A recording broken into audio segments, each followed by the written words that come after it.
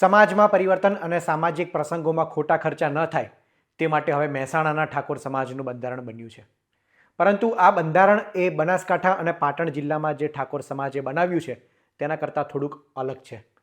બનાસકાંઠા જિલ્લામાં જે ઠાકોર સમાજે બંધારણ બનાવ્યું છે 16 મુદ્દાને આધારિત આ બંધારણ બન્યું છે, જ્યારે મહેસાણામાં ઠાકોર સમાજે જે બંધારણ બનાવ્યું છે તે 30 મુદ્દા અંતર્ગત બંધારણ બનાવવામાં આવ્યું છે. આ બંધારણમાં મુખ્ય વાતો શું છે તેના વિશે વાત કરીએ. મહેસાણા ઠાકોર સમાજના બંધારણમાં કયા કયા મુદ્દા છે તેની વાત કરીએ તો બાબરી કે જન્મદિવસમાં રાસ ગરબા ન રમવા, લગ્નમાં લગ્ન ગીત સિવાય બીજા ગીતો ન વગાડવા, રાસ ગરબા રાત્રે 1 વાગ્યા સુધી જ વગાડવા અને તે પછી જો કોઈ વ્યક્તિ વગાડે છે તો તે દંડને પાત્ર રહેશે. લગ્ન પછી ઓઢામણા પ્રથા બંધ કરવામાં આવી છે.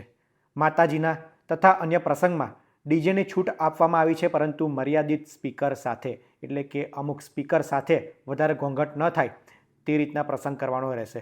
મરણ પ્રસંગમાં રોકડ વ્યવહાર કરવો. સગાઈના પ્રસંગમાં વર અને કન્યા પક્ષ મળીને માત્ર 21 વ્યક્તિઓ જ હાજર રહી શકશે. સગાઈમાં ભેટ તરીકે માત્ર 1 રૂપિયો, નારિયેળ અને 1 જોડી કપડાં જ આપવાના રહેશે. વર્ષમાં 2 મહિના મહા અને વૈશાખ મહિના દરમિયાન જ લગ્ન પ્રસંગ યોજી શકાશે. લગ્નમાં જાનની સંખ્યા વધુમાં વધુ 111 વ્યક્તિ સુધી જ સીમિત રાખવામાં આવી છે, જ્યારે જાનમાં મહત્તમ 11 વાહનો લઈ જઈ શકાશે. લગ્ન પ્રસંગમાં હલ્દી રસમ, પીઠી અને અન્ય ભક્કાદાર પ્રસંગો કરવા પર પ્રતિબંધ રહેશે. જમણવારમાં વાનગીઓની સંખ્યા મર્યાદિત રાખવી અને મીઠાઈ માત્ર એક જ પ્રકારની પીરસવી. મામેરામાં મોંઘા દાગીનાને બદલે 11,000 રૂપિયાથી 1,51,000 રૂપિયા સુધી રોકડ આપવી. મરણ પ્રસંગની વાત કરીએ તો મરણ પ્રસંગમાં ભોજનમાં માત્ર ખીચડી અને કઢી જ રાખવી. કોઈપણ સામાજિક કે કૌટુંબિક પ્રસંગમાં દારૂ કે અન્ય કોઈપણ પ્રકારના નશાકારક પદાર્થનો ઉપયોગ પર સખત પ્રતિબંધ રહેશે.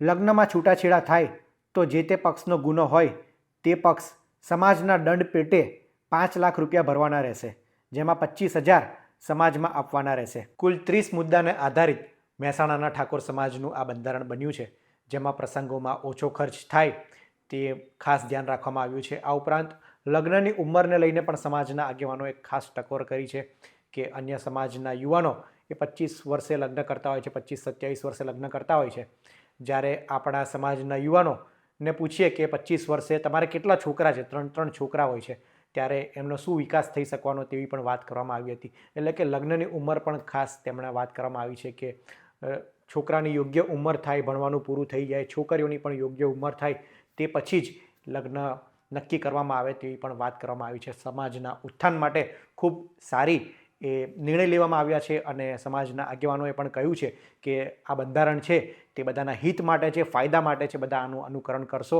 અને ખોટા ખર્ચથી બચશો તેવી વાત કરવામાં આવી છે.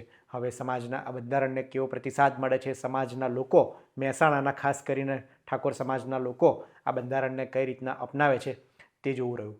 આ અંગે આપ શું માની રહ્યા છો તે અમને કોમેન્ટમાં જરૂર જણાવશો અને આવા જ ઇન્ફોર્મેટિવ વિડીયો માટે વીટીવી પંચાયત જોતા રહો. ધન્યવાદ.